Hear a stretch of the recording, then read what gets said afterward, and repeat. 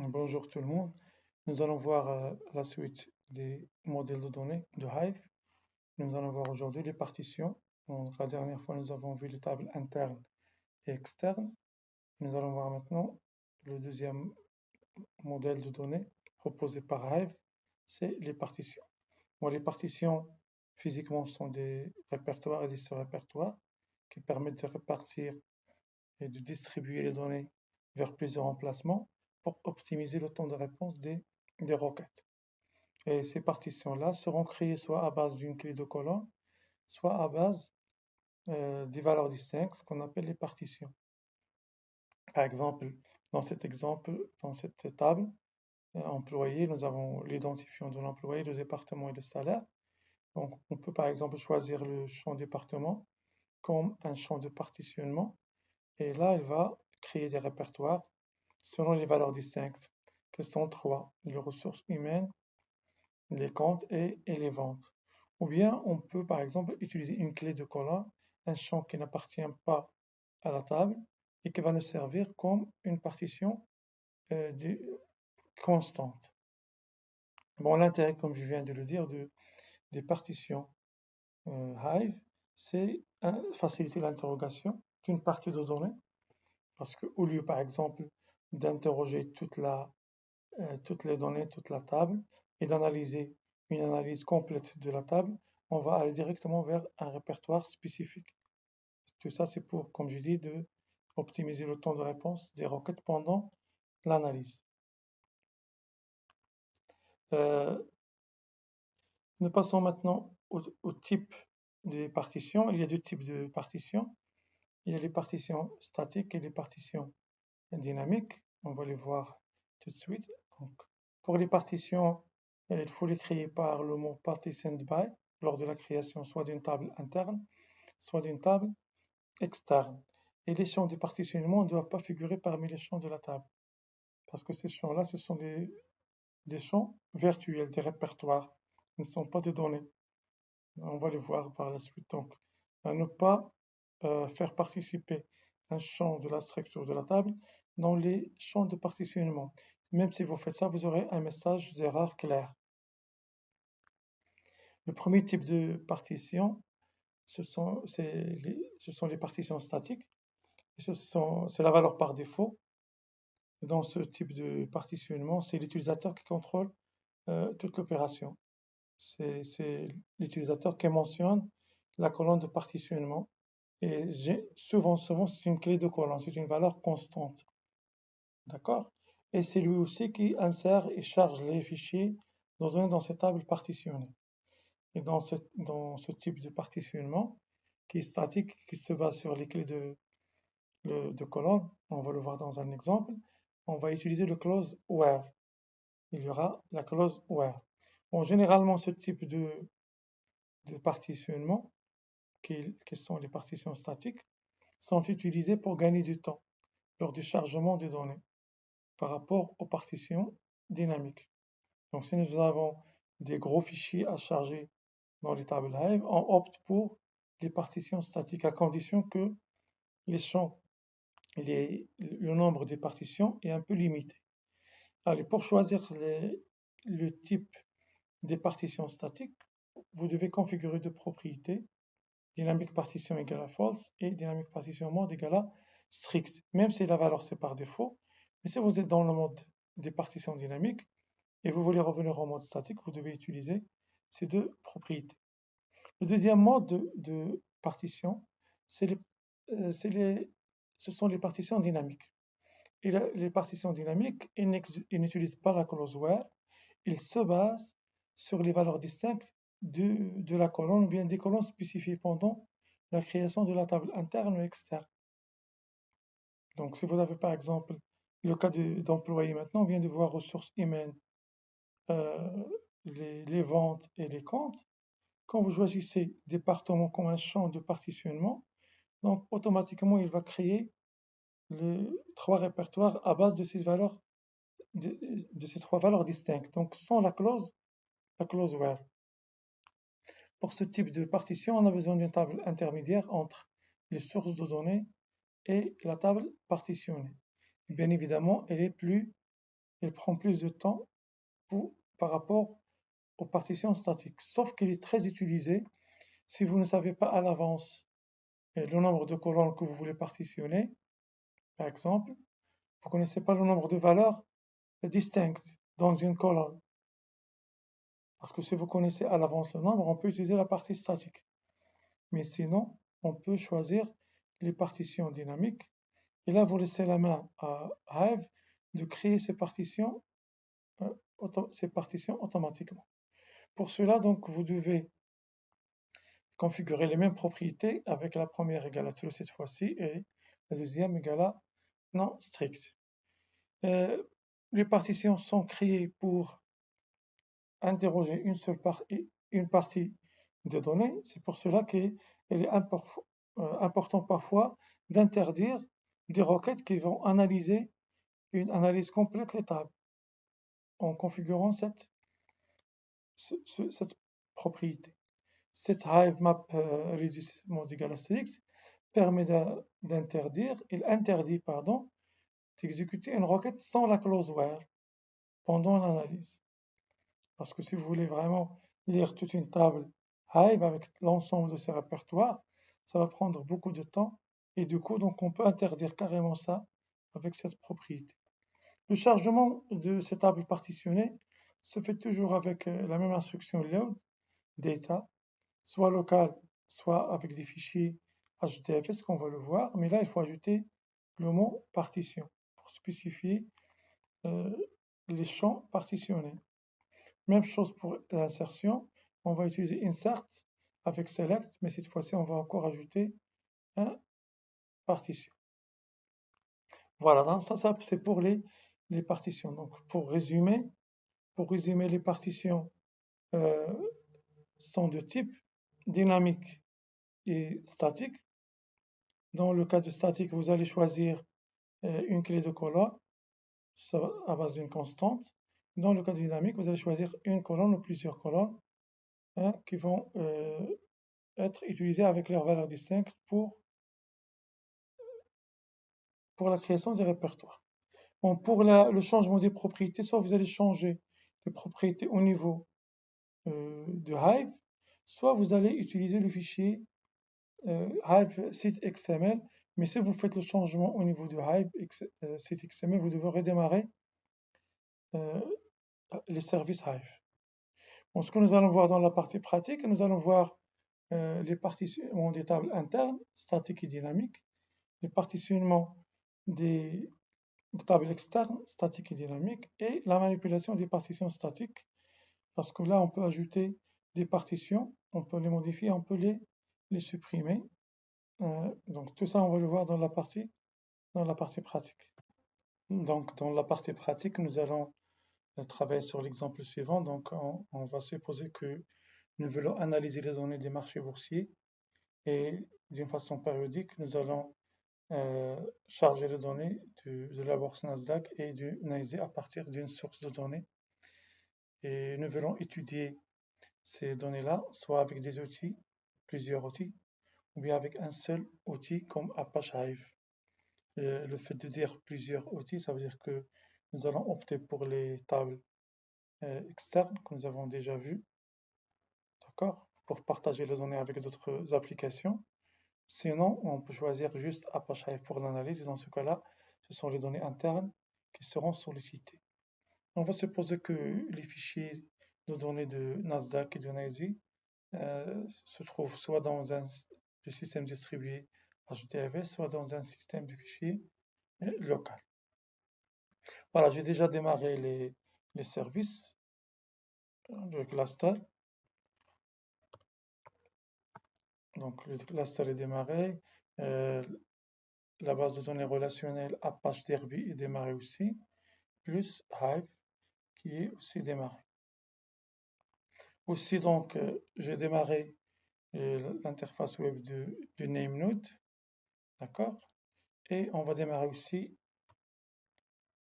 la page web du Yarn. On aura besoin de ça, donc on a testé un exemple avant, mais on va le voir après. Donc je vais garder tous ces écrans-là. ouvert pour la démonstration et on va commencer. D'accord, donc je vais garder toujours ces deux fenêtres-là, une fenêtre pour Hive et une fenêtre pour le code qu'on va utiliser. Bon, je vais créer une base de données comme pour la première partie de la première simulation. Cette base, on va l'appeler Hive partition pour appliquer les partitions. Et nous allons voir dans cette première démonstration, nous allons voir les partitions statiques et les partitions dynamiques pour les tables internes. C'est ce que nous allons voir. Donc nous allons voir les partitions statiques et dynamiques dans les tables internes. Bon, pour cela, je vais créer cette base de données et on va l'utiliser. Voilà, donc je fais toujours référence à l'interface web. Et voilà notre base de données créée. On va commencer maintenant par les partitions statiques pour les tables internes. Nous avons dit que par défaut, ces propriétés contiennent false et strict. Mais on ne sait jamais, d'accord? Si on travaille avec un fichier Hive contenant une configuration dynamique, il est préférable de configurer Hive pour accepter les partitions statiques. Parce que si vous optez pour les partitions statiques avec une configuration dynamique, il va générer une erreur en vous informant qu'il faut changer ses propriétés à ces deux valeurs. Voilà, on vient de configurer maintenant Hive pour accepter les partitions statiques. Voilà, donc je vous rappelle que les partitions statiques sont utilisées quand vous voulez choisir une constante, une clé de colonne pendant la répartition, pendant la création des répertoires. Allez, avant de créer la première table, je vais vous montrer tout d'abord un dossier contenant les données. Donc j'ai créé encore un dossier data qui contient un fichier que j'ai appelé CNICE 2009. On va l'ouvrir, ça sera mieux de voir tout ça. Il contient le nom de la bourse, le symbole, la date et les prix. Les prix de fermeture, de clôture, le bas prix et le prix max. Aussi, Nasdaq, c'est la même chose. D'accord? Le nom, le symbole, etc. Et les dates avec juste l'année 2009. Juste l'année 2009. Un autre fichier Nasdaq et NYSE, on va revenir à ça, et d'autres fichiers, on va les utiliser par la suite. Voilà, donc ce dossier-là, donc on va l'utiliser pour la simulation. Alors, on va créer maintenant la première table. C'est une table interne, d'accord? Une table interne qui contient les champs suivants, la bourse, le symbole, la date, hier, monte, day, le prix d'ouverture, le prix max, le bas prix et le prix de clôture. Bon, mais ce qui est important, c'est partition. On va faire le partitionnement avec deux colonnes. Ces deux colonnes-là ne doivent pas figurer parmi les champs de la structure de la table. Bon, nom de la bourse et l'année. Là, il n'y a pas d'année, mais je vais dire que le champ année va représenter les données qui se trouvent. Donc, je vais vous montrer les deux fichiers.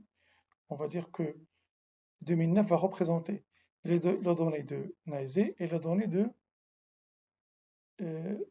Nasdaq.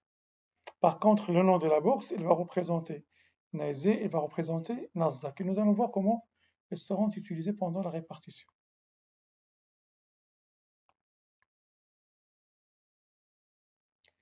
Voilà, on va créer cette table. Donc, je vous rappelle, on vient de spécifier tous les champs, mais là, on a spécifié des champs qui n'appartiennent pas à la table. C'est ça la notion de partition statique, c'est choisir des constantes.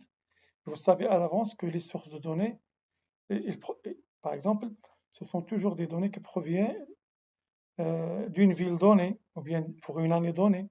C'est pour cela que cette information doit être une constante. Après la création, on va voir la description. Donc, chose qu'on a déjà vue.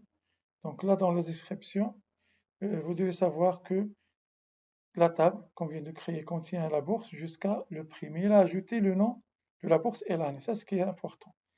Ça veut dire cette table-là maintenant stocke interne, c'est une table qui contient plus que les champs spécifiés dans la partie structure. Et le nom de la bourse et l'année seront représentés sous forme de constante lors de l'interrogation. On va le voir par la suite. Pour les formatted, c'est déjà vu pour les tables. On va vous rappeler ça aussi. Donc il affiche le nom de la table, le propriétaire, bien évidemment, l'emplacement et le type de la table qui est managed table, une table interne. Maintenant, les partitions. Cette instruction permet d'afficher les partitions d'une table. C'est quoi une partition? C'est un répertoire. C'est un sous-répertoire. Et regardez, dans la table qu'on vient de créer, on n'a pas encore de répertoire. C'est pour cela que cette instruction ne va pas afficher des partitions. On n'a encore rien. Tant que les répertoires ne sont pas créés, cette instruction ne va rien afficher. Maintenant, on va passer au chargement pour la création de ces répertoires. Le chargement des données à partir d'une source locale, et on va utiliser maintenant le fichier NAESE 2009 et NASDAQ 2009. On va utiliser le data local parce que c'est une source locale. Et pendant le chargement, on doit spécifier la partition qui est basée sur les deux champs qu'on a choisis, qui sont le nom de la bourse et l'année. Vous dites pendant cette opération-là que ce fichier NAESE 2009, il va représenter toutes les données de NAESE, de la bourse, le nom de la bourse égale à NAESE, et l'année égale à 2009. Ça veut dire que si on tape une requête avec la bourse égale à NAESE, il va afficher toutes les informations provenant de ce fichier-là qui va être copié dans le répertoire. C'est ce que nous allons voir. Donc pendant le chargement, c'est l'utilisateur qui spécifie, comme nous avons dit pour la partition statique, c'est lui qui spécifie les clés de colonne, et c'est l'utilisateur qui spécifie aussi les fichiers qui seront chargés dans cette partition. Vous dites que ce fichier maintenant représente le nom de la bourse égale à NAESE et hier égale à année. Nous allons voir ce résultat, on va actualiser. Là, vous remarquez qu'il a créé dans la table stock interne un répertoire portant le nom de la bourse égale à NAESE et l'année égale à 2009 plus le fichier de texte. Il a copié ce fichier dans son répertoire dans le cas des tables internes. Maintenant, si nous voulons interroger la table, si nous choisissons la bourse égale à NAESE, il va aller vers ce dossier directement. Puis il va lire le fichier. Si vous demandez 2009, il va faire la même chose. Mais pour comprendre ça, d'accord, il faut encore charger le deuxième fichier. Le deuxième fichier, ça sera un chargement à partir du deuxième fichier, pardon, avec maintenant le nom de bourse égal à Nasdaq, mais on va garder la même année parce que nous avons préparé un fichier de données Nasdaq juste pour l'année 2009.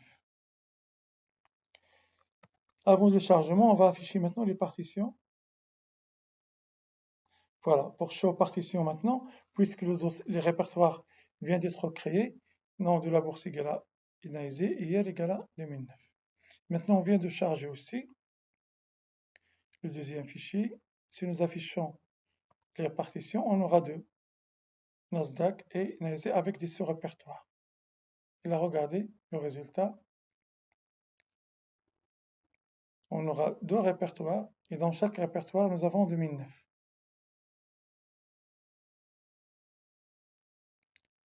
Maintenant, si on fait une requête basée sur Nasdaq, il va lire tout simplement ce répertoire. Si on fait une requête basée sur NAESE, il va lire tout simplement ce répertoire. Mais si on exécute une requête basée sur 2009, il va lire le deux répertoires. C'est ça l'intérêt des partitions. C'est aller directement vers une partie de données au lieu d'interroger toutes les données. On va exécuter ça pour le voir. Allez, pour Nasdaq, il va afficher que les données de Nasdaq, 238 lignes. Mais si on exécute 2009 tout simplement, vous aurez quoi? 490. Il a regroupé les données provenant du répertoire NASI et les données provenant du répertoire qui est Nasdaq. Voilà, j'espère que c'est clair. Bon, ce qu'on vient de voir maintenant, c'est le chargement d'une source locale et on a chargé seulement un seul fichier de données. Imaginez maintenant, nous venons charger plusieurs fichiers de données à partir d'une source locale. Voilà, pour faire ça, vous allez utiliser tout simplement le répertoire. Au lieu d'ajouter le fichier de données, on va préciser juste le répertoire. Voilà, c'est pour cela que je vais changer un peu la requête de la répartition. Je vais changer 2009 par 2010. Ça veut dire qu'il va créer un autre répertoire sous Nasdaq, d'accord? Ce Nasdaq avec l'année 2010. C'est ce que nous allons voir. Regardez le résultat. Je n'ai pas spécifié de fichier de données, j'ai spécifié juste l'emplacement.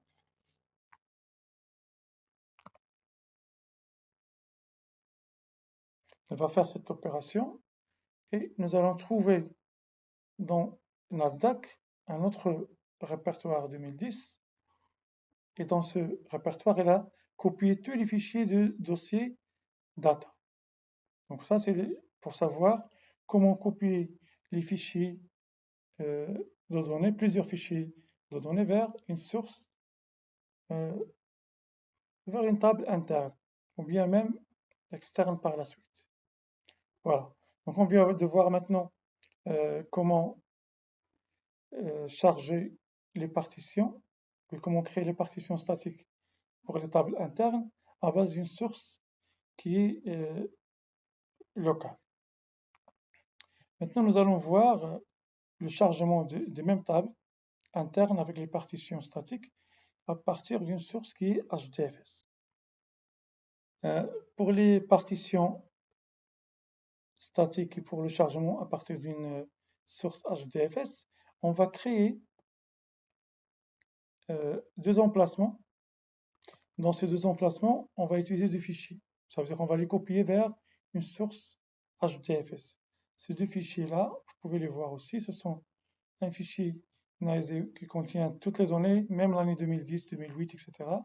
Et Nasdaq, la même chose.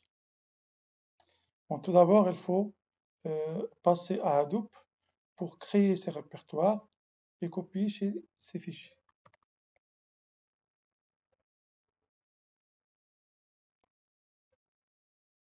Voilà, on va attendre la création. Et là, on va vérifier. Donc, on vient de créer dans Hive, Nasdaq et NICE, deux répertoires avec deux fichiers de données. On doit retenir bien sûr ces fichiers-là. On va voir comment on va les utiliser pendant le chargement dans une table interne.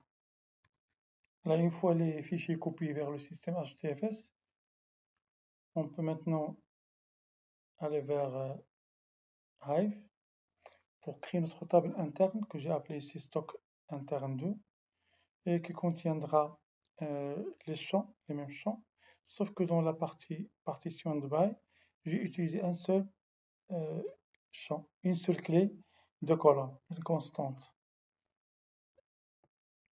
Voilà ce qu'on va faire. On va créer cette table. Bien évidemment, donc, sera créée dans la base de données hpartition. Et faites attention à ces répertoires avec leurs fichiers pendant le chargement. Bien sûr, si vous affichez les partitions, vous n'aurez rien parce que les répertoires ne sont pas encore créés. On peut voir ça dans le stock 2. Voilà. Donc on n'a encore rien. Mais j'aimerais bien vous montrer les répertoires Nasdaq et NASI avec ces fichiers.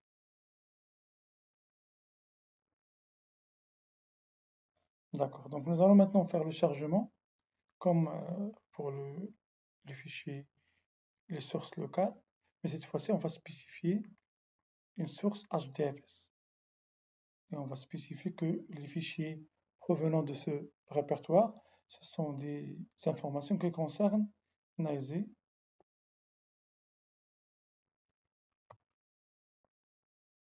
Voilà. Pendant cette opération-là, regardez, qu'est-ce qu'on a?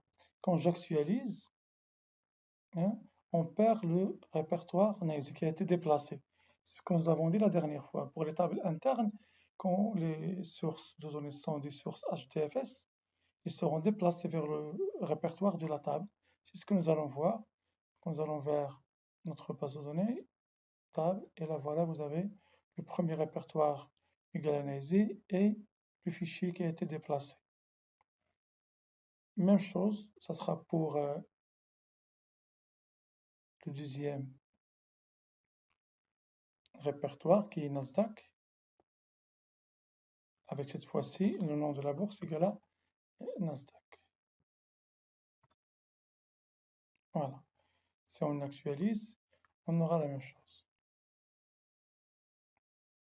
Un répertoire Nasdaq avec le fichier qui a été déplacé carrément. Maintenant, si on exécute cette requête, si vous permettez, on va exécuter cette requête.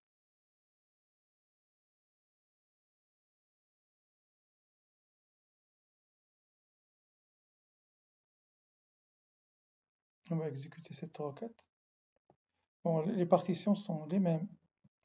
Même instruction, même chose. Donc, voilà. Pour les données, quand on tape where nom de bourse égale à NAISE, comme pour le premier cas, il y a toujours une colonne qui sera ajoutée. Et là, il a lu quoi? Il a lu le fichier contenant, qui se trouve dans ce répertoire, qui est NAISE avec toutes les années, bien évidemment, parce que nous avons dit que dans ce fichier-là, nous avons toutes les données. Voilà en gros donc pour le chargement à partir d'une source HDFS. Maintenant, nous allons voir les partitions dynamiques. Pour les partitions dynamiques, la première des choses à faire, c'est tout d'abord configurer Hive pour accepter ces partitions-là. Donc on va changer les valeurs des propriétés partition mode.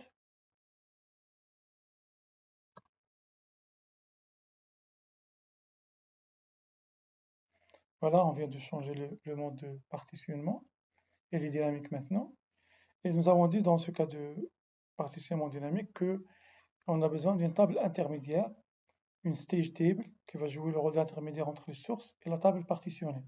Cette table intermédiaire, que j'ai appelée ici stock source, va contenir les mêmes informations que pour notre simulation. D'accord? Il n'y aura pas de partition, c'est juste une table intermédiaire. On va la créer tout d'abord et on va la charger à partir d'une source locale qui est Nasdaq et NAISE. Nasdaq et NAISE, c'est un fichier que j'ai préparé. On doit l'examiner quand même. Donc dans ce fichier, vous avez l'ensemble des lignes de NAISE avec le symbole GJW et vous avez aussi l'ensemble des lignes de Nasdaq avec un symbole qui est APXA. Mais j'ai ajouté quelques lignes pour NAISE avec le symbole APXA. Ça veut dire que on a pour la première colonne, on a deux valeurs distinctes, c'est NAISE et Nasdaq. Et pour la deuxième colonne, on a encore deux valeurs distinctes, c'est APXA et GJW. Mais pour Nasdaq, on a deux valeurs distinctes. Regardez, si nous prenons NAISE, pardon, on a ici deux symboles qui sont différents. NAISE avec GJW et NAISE avec APXA. Ça veut dire que quand on opte pour la création des partitions dynamiques, il va créer un répertoire NAISE parce qu'il s'agit d'une première valeur distincte de la première colonne. Et à l'intérieur de ce répertoire, il va créer encore deux répertoires pour deux valeurs distinctes, qui est GJW et APXA. Par contre, pour Nasdaq, il n'y a qu'une seule valeur. Pour la deuxième colonne, ça sera APXA. Donc, j'ai changé un peu les données pour la simulation.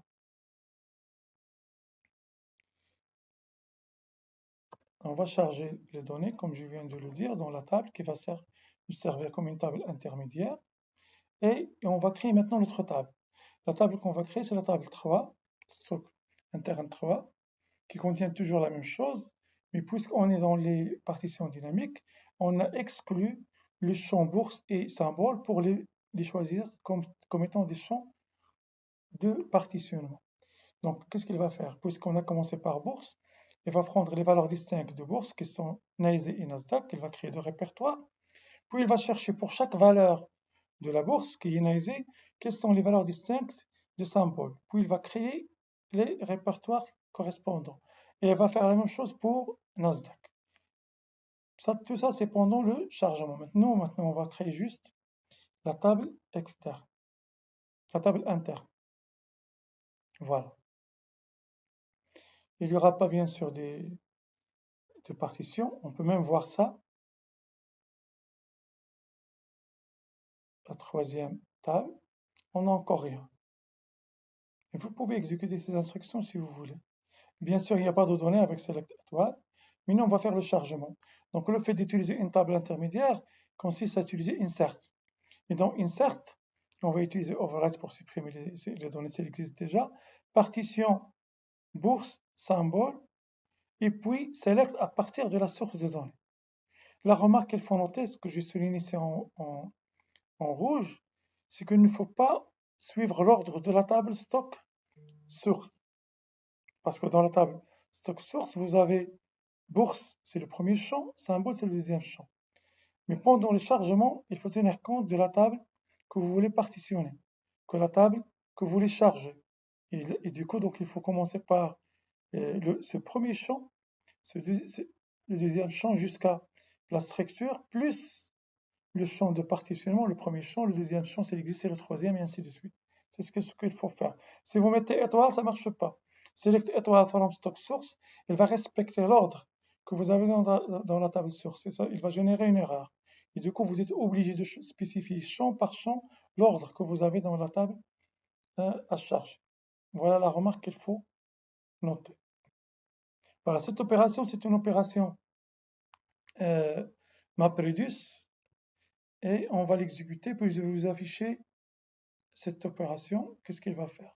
Donc, pendant le chargement, nous allons voir rapidement Yaren, qu'est-ce qu'elle fait? Regardez, là vous avez application Masta qui négocie les ressources, d'accord, pour exécuter cette instruction qui est MapReduce.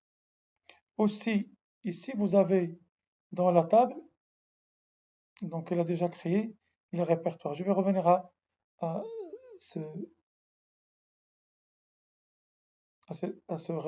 cette page web concernant Yaren. Donc, avant que j'actualise, parce que maintenant l'opération s'est terminée, donc toujours vous aurez ça au début de l'exécution d'une tâche MapReduce. Une application master qui va démarrer au côté Data Node. Elle va négocier avec le Name Node l'utilisation des ressources de la machine, d'accord? Et puis, une fois terminé, elle va libérer tout ça. Donc, on va actualiser. Vous avez le statut, donc opération terminée avec succès. Et là, vous avez l'historique si vous voulez savoir l'historique de cette opération. Donc, c'est à partir de cette interface web, avec par défaut 8088 localhost, que vous allez vérifier et vous allez contrôler tous les jobs MapReduce qui seront exécutés et qui seront programmés prochainement. Maintenant, pour les partitions dynamiques, on vient de voir maintenant, après le chargement, qu'elle a créé un dossier basé sur la bourse égale à Nasdaq. Ce n'est pas le nom de la bourse parce que c'est le champ bourse qui contient deux valeurs distinctes, Nasdaq et NYSE.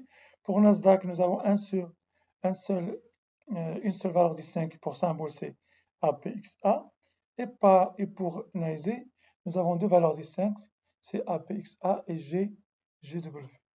Voilà donc pour les partitions dynamiques et comment ils sont créés. Ils sont créés à base des valeurs distinctes, des champs que vous avez spécifiés pendant le partitionnement. Voilà en gros pour les partitions statiques et dynamiques pour les tables internes. Maintenant, nous allons afficher les partitions. Nous avons une partition basée sur le répertoire Nasdaq avec symbole égal à APXA et NYSE avec deux ce répertoire. Si on exécute la requête suivante, Si on demande juste d'afficher Naizé, donc il va lire juste les deux ce répertoire.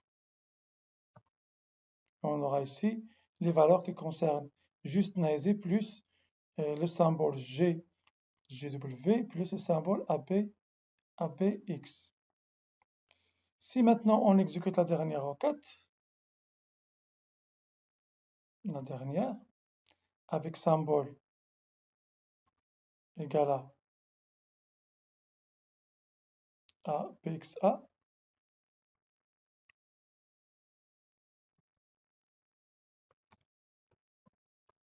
si on exécute maintenant cette requête-là, ABXA, c'est un répertoire qui se trouve dans Noisy et dans Nasdaq. Et du coup, il va lire les deux répertoires. Et là, on a Nasdaq, comme on a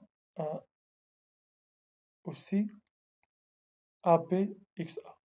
D'accord? Ce sont toutes les valeurs qui seront affichées pour Noisy et pour Nasdaq. C'est bon? Elle cherche toutes les données de APXA dans le répertoire Nasdaq et dans le répertoire Naisy. Voilà, ça c'est pour le partitionnement statique et dynamique pour les tables internes. Maintenant, on passera aux partitions des tables externes. Nous allons voir les partitions statiques et les partitions dynamiques. Pour cela, donc, j'ai créé deux répertoires pour le mois 10 2009 et pour le mois 11 2009. Donc, j'ai déjà créé ces deux répertoires sur Hadoop, donc vous n'avez qu'à exécuter ces instructions. Dans ces deux répertoires, ils représentent les fichiers qu'on va utiliser. J'ai préparé trois fichiers, deux fichiers Nasdaq contenant le mois 11 et le mois 10 de 2009 et un fichier Naisy pour le mois 11. Ils vont nous servir à titre d'exemple. Avant de continuer, donc, on va configurer Hive pour travailler avec le mode statique. C'est ce qu'on a déjà vu. Et maintenant, on va passer à la création de la première table externe pour voir comment se comportent les partitions dans ce type de table. Pendant la création des tables externes, nous avons vu dans le premier cours qu'il faut ajouter le mot location pour spécifier l'emplacement des données. Mais dans cet exemple, j'ai exclu location parce que j'ai plus qu'un emplacement de données. Ces emplacements-là seront spécifiés dans une autre instruction que nous allons voir. Donc je vais créer une table externe sans le mot location, mais en spécifiant partitionnement. Ce partitionnement, puisqu'il est statique, j'ai choisi deux constantes, l'année et le mois. Ce sont des champs qui n'existent pas au niveau de la source des données, parce qu'on a opté pour les partitions statiques. On va créer cette table que j'ai appelée externe 1.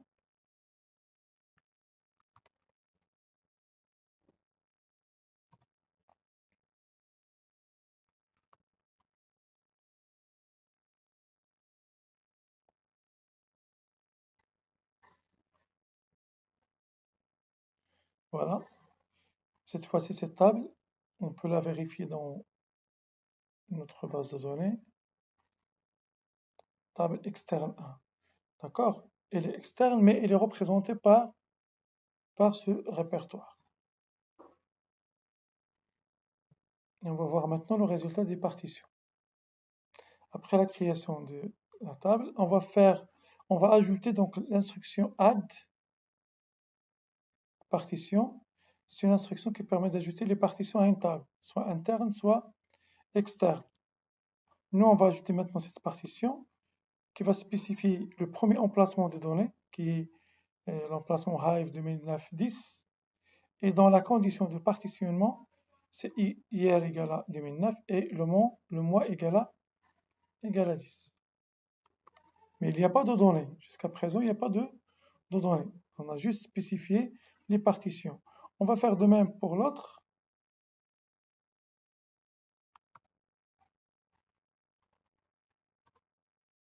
Voilà.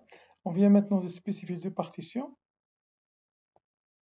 Même si on n'a pas ici ce répertoire dans la table externe 1, il va afficher les partitions de cette table.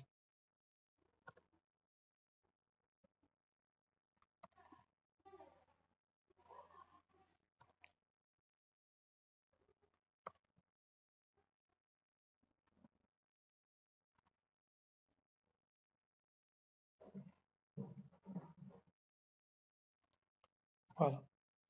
Donc il a affiché les partitions, d'accord? Même si on n'a pas encore les données, parce que là, il s'agit de l'ajout. Il ne s'agit pas d'un partitionnement basé sur les données. Donc c'est un ajout des partitions, c'est pour cela qu'on a les partitions. Mais pour les données, on n'a encore rien. Ce qu'on va faire maintenant, c'est copier des données, les fichiers qu'on a préparés, vers les emplacements. On va copier ces fichiers-là. Je crois que c'est déjà fait aussi, j'ai déjà exécuté ces instructions. Dans le dossier 10-2009, on a Nasdaq 2009. Et dans le dossier 11-2009, on a Nasdaq 11-2009 et NYSE 11-2009. Maintenant, le répertoire contient déjà des données et pourtant, il n'y a pas de répertoire dans Externe 1. Bon, la première remarque qu'il faut noter, quand vous optez pour les partitions statiques, pour les tables externes, il n'y aura pas physiquement des répertoires. Ces répertoires seront virtuels, représentés par les partitions ajoutées. On peut vérifier ça par la requête suivante,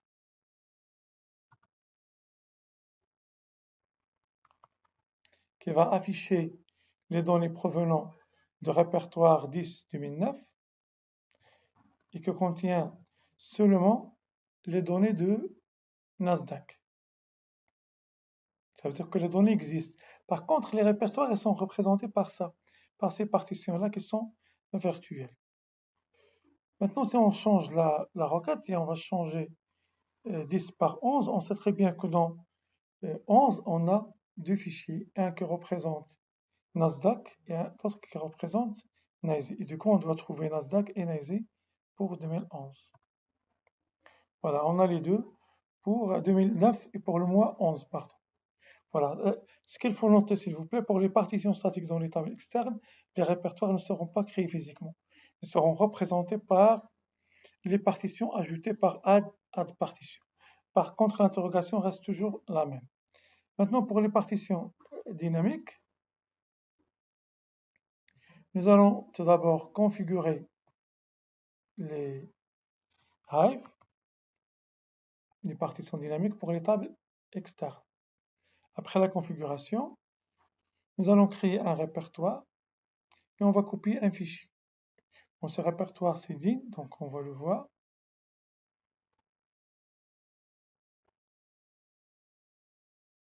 Et contient déjà il ne contient pas encore le fichier, donc on va le copier.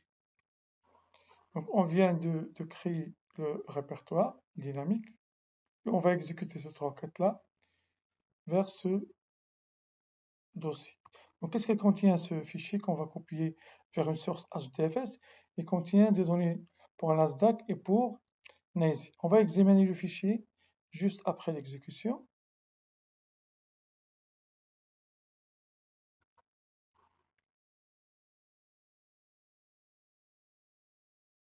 Je vais encore copier, pardon, l'instruction.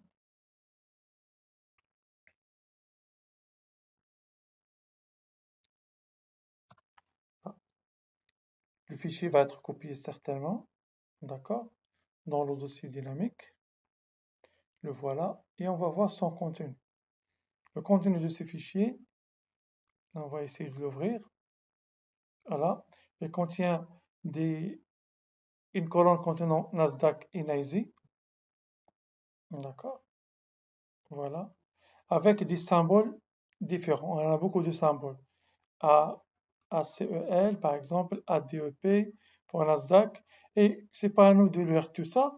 Nous allons lancer le partitionnement dynamique et nous allons voir combien de ce répertoire il va créer pour Nasdaq et combien de ce répertoire il va créer pour NYSE. Voilà, mais on a besoin tout d'abord d'une table intermédiaire que j'ai appelée ici stock stage. Cette table, on va l'alimenter par insert. Voilà, je vais compléter la création de la table intermédiaire.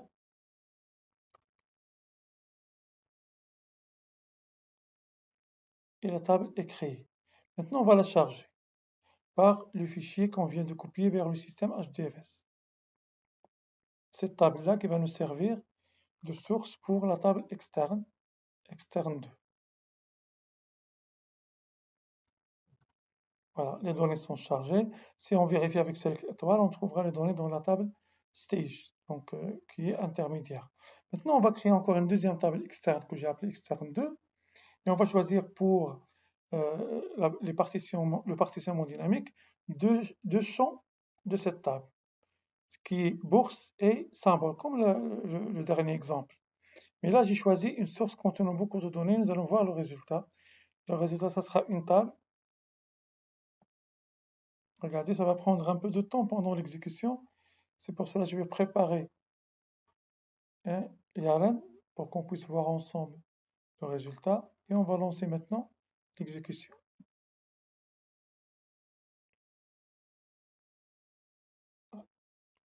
La table créée maintenant. Et on va insérer les données de la table stock stage. Donc j'ai expliqué avant qu'il faut respecter l'ordre de la table externe en commençant par le premier champ et en ajoutant à la fin les champs de partitionnement. Donc cette opération-là va être de ce format Predus.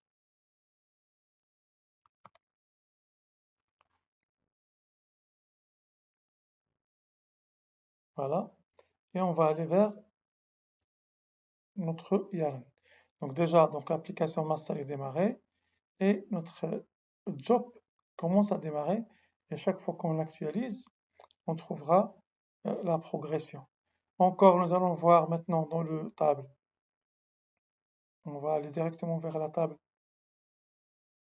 dans notre base de données. La table externe 2 est toujours elle est en mode staging. Ça veut dire qu'elle est en train maintenant de créer les répertoires et les sous-répertoires. À base de quoi? Elle va créer tout ça. C'est à base de ce champ bourse, qui est la première colonne dans notre source de données, et symbole, qui est la deuxième. Ça veut dire qu'elle va créer des répertoires basés sur les valeurs distinctes de bourse, et dans chaque bourse, il va créer encore des répertoires basés sur les valeurs distinctes de symbole. Nous allons actualiser pour voir le résultat. Voilà donc action job terminé, et nous allons voir le résultat au niveau de la table. Voilà, il a créé euh, pour la bourse Nasdaq et NYSE. Pour NYSE, il a trouvé que trois valeurs distinctes. Mais regardez pour Nasdaq, parce que j'ai choisi beaucoup de données. Voilà, il a choisi plusieurs valeurs distinctes. Il a créé tout ça, ce sont des répertoires. Bon, j'ai choisi cet exemple pour vous dire que l'intérêt d'avoir tout ça, c'est pour aller directement vers une information. Donc l'intérêt, c'est aller directement vers une information. On peut afficher tout ça par show partition.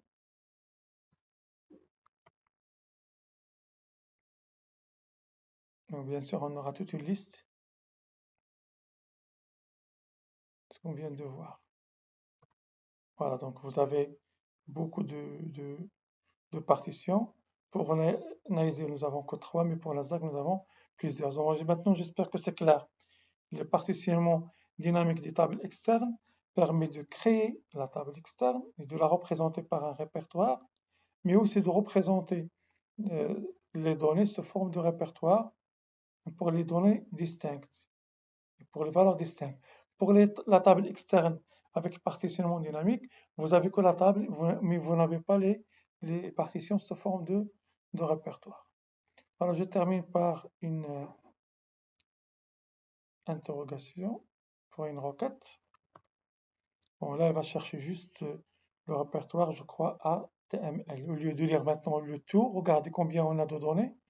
Parce que dans chaque répertoire, on a des données. Nous prenons n'importe quel répertoire, on a un fichier de données. Mais puisque vous avez demandé juste d'exécuter cette requête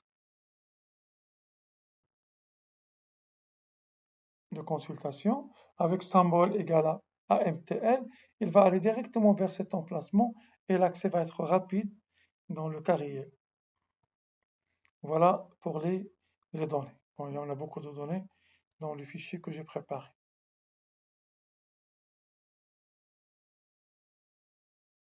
Pour la manipulation, donc on va utiliser l'ordre alter table pour l'ajout, pour la modification et pour la suppression des partitions, que ce soit pour les partitions dynamiques ou statiques.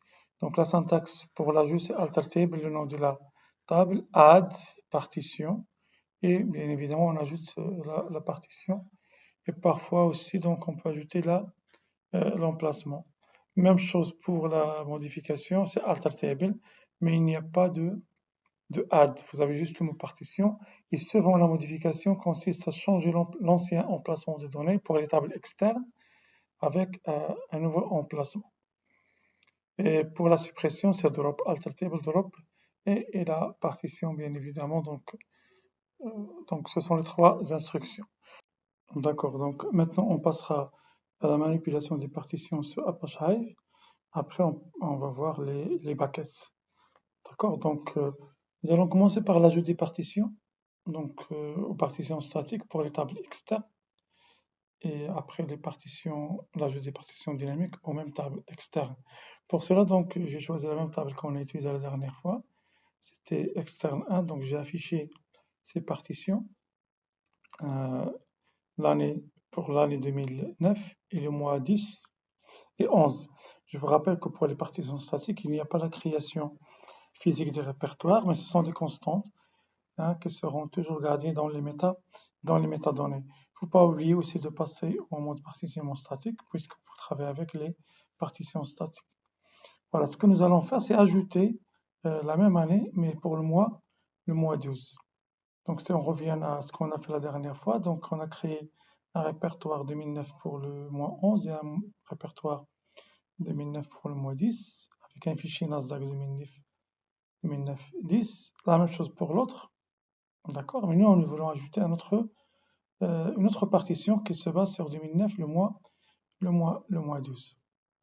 Voilà, pour cela, on doit créer un répertoire qui va abriter les sources de données. N'oubliez pas qu'on est dans les tables externes, et les fichiers qui vont charger cette table vont toujours être externes par rapport à la table, et ils vont être partagés par d'autres applications. Voilà, c'est un ordre qu'on doit exécuter sous Hadoop. Donc, on vient de créer notre répertoire. On va actualiser. Voilà, donc 2009-12 est créé. Jusqu'à présent, on n'a pas encore ajouté. Donc, pour l'ajout de cette nouvelle partition, on va choisir alter table, le nom de la table, add partition, et on spécifie notre constante pour les partitions statiques, l'année 2009 et le mois 12, et qui fait référence à l'emplacement qu'on vient de créer. Même si on n'a pas encore les données donc, au niveau de ces répertoires, il va accepter bien sûr la modification, et puis il va afficher les partitions. Donc maintenant, on a une troisième partition, parce que là, il s'agit d'un ajout. Il ne s'agit pas d'un partitionnement basé sur le chargement. D'accord, maintenant on passera à copier le fichier de source vers le répertoire. On va exécuter cette requête.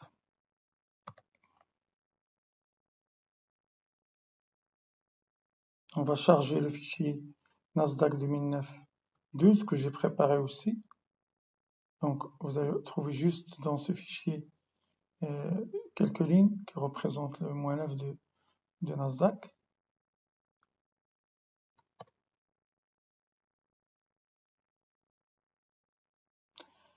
Voilà, donc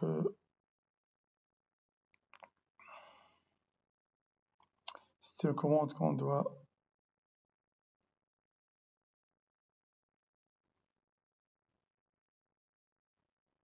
On va exécuter maintenant cette instruction pour copier le fichier de données vers le répertoire de la partition qu'on vient d'ajouter. Ce fichier, c'est Nasdaq 2009 pour le mois d'août que j'ai préparé aussi. Donc un fichier qui contient juste quelques lignes juste pour le mois d'août. On va exécuter cette instruction. Voilà. And now,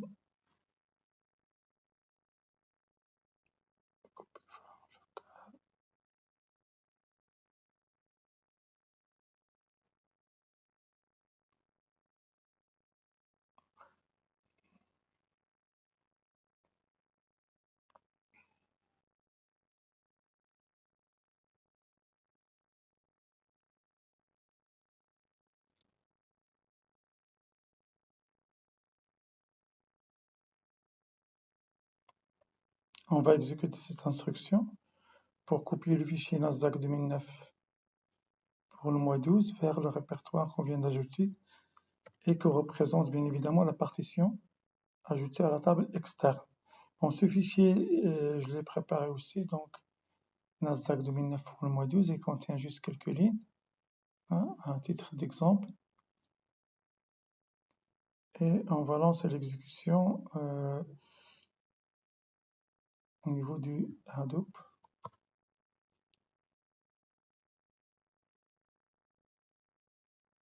Copy from local. Je crois qu'on doit respecter la casse.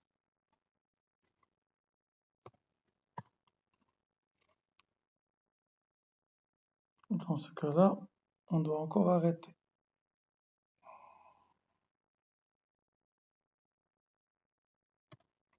On va maintenant copier le fichier Nasdaq 1912 vers le répertoire qu'on vient de créer, qui représente la partition basée sur les valeurs suivantes. L'année égale à 2009 et le mois égale à 12. Ce fichier-là, le fichier Nasdaq 2009-12, je l'ai préparé. Donc Nasdaq 2009-12, il contient juste quelques lignes pour le mois 12. On va exécuter cette instruction. Donc au niveau du système d'exploitation.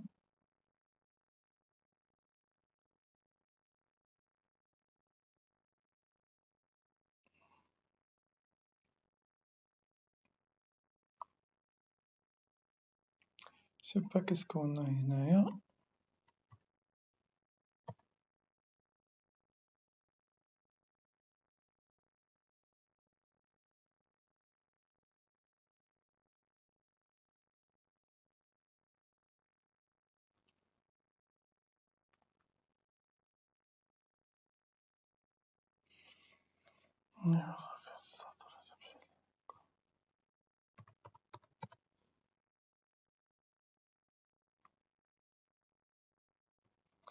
On va copier maintenant le fichier vers le répertoire qu'on vient de créer. Ce fichier c'est Nasdaq 2009 pour le mois 12 que j'ai préparé aussi. C'est un fichier qui contient juste les données de Nasdaq pour le mois 12. Voilà le mois 12 de 2009.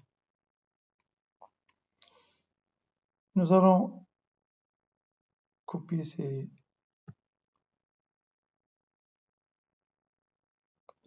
ce fichier. Je viens de perdre la sélection. D'accord, donc voilà. Voilà, une fois copié, on peut vérifier encore dans notre répertoire. Après actualisation, nous avons notre fichier. Bien évidemment, l'ajout c'est quoi? L'idée c'est quoi? C'est ajouter une partition, c'est ce qu'on vient de faire. C'est ça, c'est juste pour la vérification. Maintenant, si on exécute cette requête,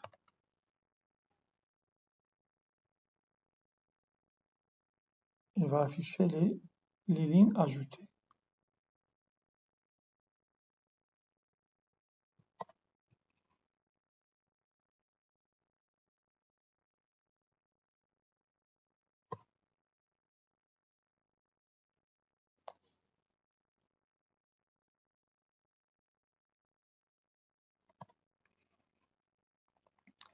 Voilà, donc on aura ici le résultat, les lignes qui que j'ai montré dans le fichier. Ça, c'est pour l'ajout des partitions statiques aux tables externes. Après l'ajout des partitions statiques aux tables externes, nous allons passer à l'ajout des partitions dynamiques aux tables externes aussi. Pour cela, donc, on va tout d'abord passer au mode dynamique. Et nous allons créer un répertoire, d'accord? Puis on va afficher les partitions. Donc la dernière fois, les partitions de la table externe externe 2 qui a été utilisée pour le partitionnement dynamique contenait plusieurs partitions basées sur le symbole de Nasdaq. Je vous rappelle tout d'abord les partitions. Nous avons 88 partitions, plusieurs pour Nasdaq pour différents symboles et 3 pour NAESI. Ce que nous allons ajouter notre partition pour NAESI pour un autre symbole. Pour cela, donc, j'ai créé un dossier pour la source 1 qui va jouer le rôle de la source de données pour ces tables externes. Voilà, je vous rappelle, pour les tables externes, il faut avoir toujours les données dans une source souvent HDFS qui sera partagée par d'autres applications. Et aussi, donc, après la création de répertoire, j'ai fait charger les données. Donc, ce sont des instructions que j'ai déjà réalisées. Donc, je commençais par tout d'abord la création du répertoire. Je vais vous montrer ça. Donc, j'ai déjà créé le répertoire, source 1. Donc, le voilà. Et on continue. Donc, après l'affichage des partitions, nous voulons ajouter notre partition concernant NAESI. Cette partition qui concerne NAESI, donc, c'est pour le symbole GGW qu'on n'a pas dans ces partitions de cette table. Pour cela, donc, on va ajouter cette nouvelle partition à notre table.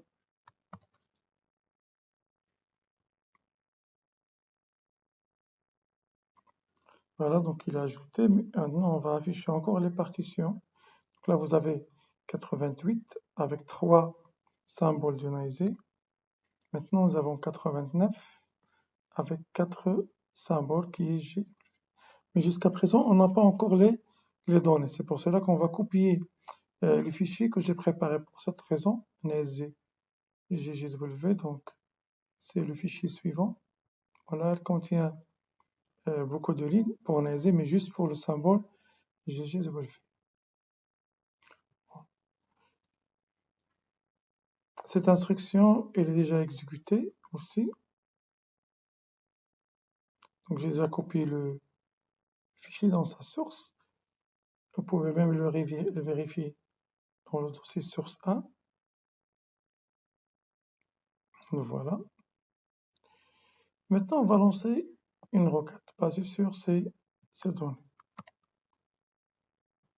Cette nouvelle partition. Voilà, bien évidemment, ce sont des données qui proviennent de la source que j'ai préparée, cette source-là. On va la voir ensemble. Bon, la remarque qu'il faut noter pour ce cas de partitionnement d'ajout, il a exclu le champ GGW. Pendant l'affichage, il a été exclu parce qu'il s'agit d'une constante, il a ajouté maintenant les deux constantes. Ça, c'est pour les partitions, l'ajout des partitions dynamiques aux tables externes. Pour les tables internes, on va ajouter les partitions statiques. Pour cela, donc, on va tout d'abord voir l'état de notre table. Stock interne, c'est une table interne que nous avons déjà créée. Bon, ces partitions, c'est Nasdaq, c'est le nom de la bourse, c'est d'abord la constante avec l'année, Nasdaq avec 2 années et NAESI avec une seule année. On va essayer de revenir encore à notre warehouse. Stock. Voilà, nous avons Nasdaq avec 2009-2010 et NAESI pour 2009. Imaginez, nous voulons ajouter maintenant une partition après la création de la table. Comment il faut faire? On va ajouter avec toujours add partition, et on va spécifier ici la constante nom de la bourse et l'année 2010.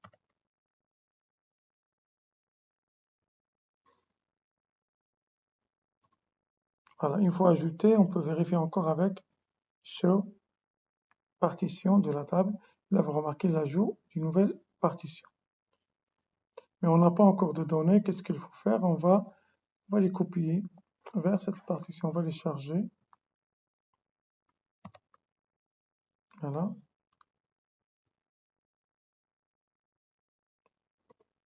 Voilà. Après chargement, on peut exécuter notre requête.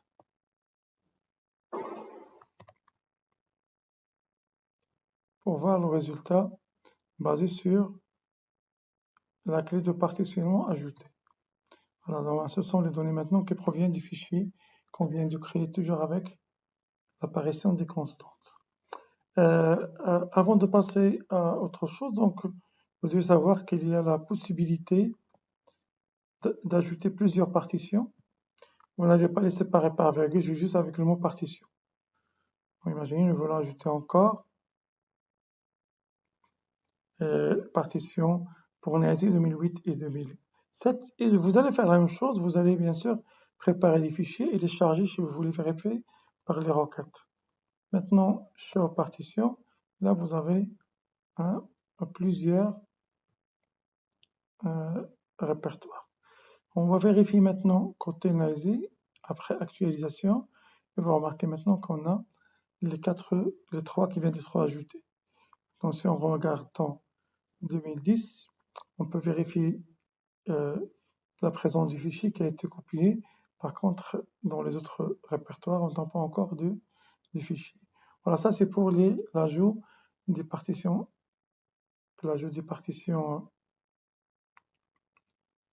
statiques aux tables internes.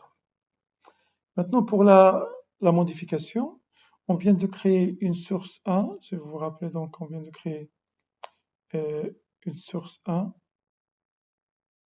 pour ajouter la partition NASI GGW. Nous voulons maintenant changer cet emplacement de cette partition. Changer une partition revient à changer changer l'emplacement, surtout pour les tables externes. On va tout d'abord créer une nouvelle source de données, HDFS, et on va copier le fichier qui a joué le rôle de chargement de cette partition.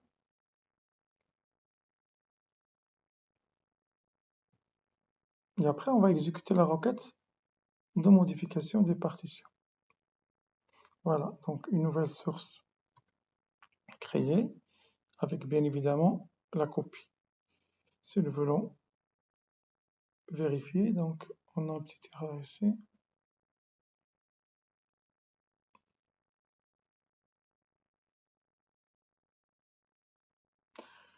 D'accord, on va essayer de résoudre ce problème tout d'abord. D'accord, on continue, donc c'est un message d'erreur. D'accord, donc, mais ça ne change rien. Donc, le fichier a été copié vers son emplacement. On va vérifier l'emplacement de Hive.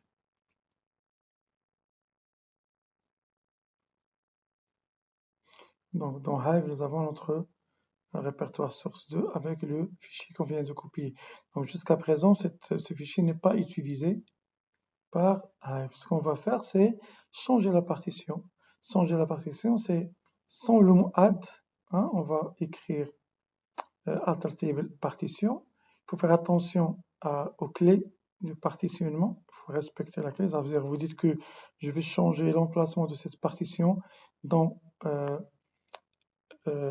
la clé bourse égale à NASI et symbole égale à GW en spécifiant le nouvel emplacement.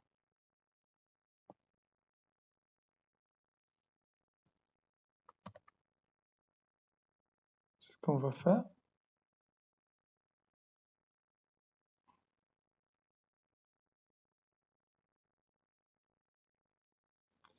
Avec un point virgule, il ne faut pas l'oublier. D'accord, et on va afficher les partitions. D'accord. Pour stock interne, regardez, Rien n'a changé, on a toujours les mêmes partitions, mais ce qui a changé, c'est l'emplacement, tout en gardant hein, la valeur 2010. Donc là, vous avez Céline et là, vous avez Céline. Donc, il ne s'agit pas d'un ajout, c'est une modification. Bien évidemment, donc si vous exécutez la requête, vous aurez les fichiers, vous aurez la même requête, mais cette fois-ci, c'est à base de la source numéro 2.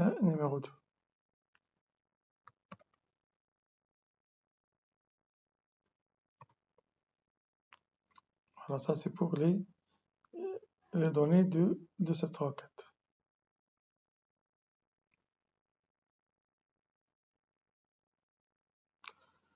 Voilà. Ça c'est pour l'ajout des partitions, la modification des partitions qui consiste à changer l'emplacement d'une source de données. Maintenant, pour la suppression, on peut par exemple travailler avec cette partition-là, avec cette table. On lui dit maintenant, c'est clair, là vous avez plusieurs partitions. Nous voulons supprimer la partition qu'on vient d'ajouter, c'est avec drop. Drop, donc alter table externe, drop, if exist. Ce n'est pas if not exist maintenant, c'est s'il existe. Il va la supprimer. Voilà, elle est supprimée, d'accord?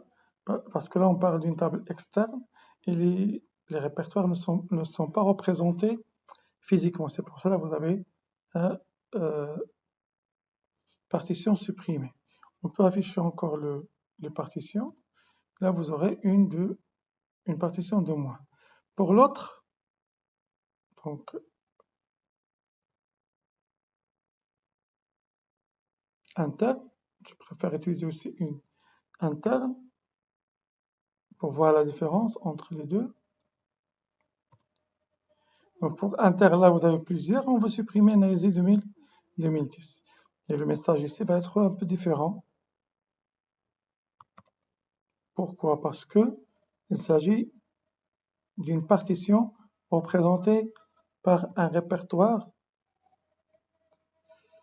Donc, je ne sais pas d'où vient cette erreur.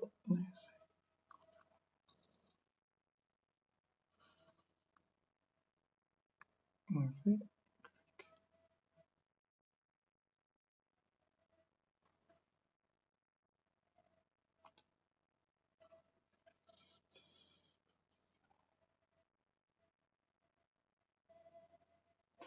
Voilà, donc là, il s'agit de un end, donc je dois avoir ici virgule. Voilà, pardon, donc ici vous avez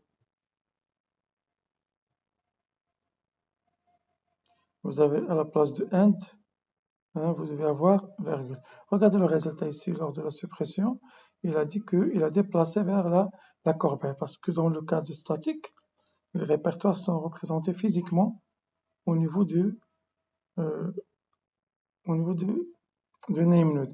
Et on va voir ça, donc vous allez voir que cette partition sera supprimée. Il s'agit de quelle table? Et de la table stock interne dans la base de données as partition. Et pour les maintenant, vous remarquez maintenant que le dossier, le répertoire 2010 a été supprimé.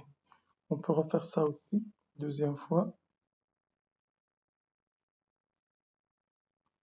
Mais cette fois c'est pour 2007 par exemple.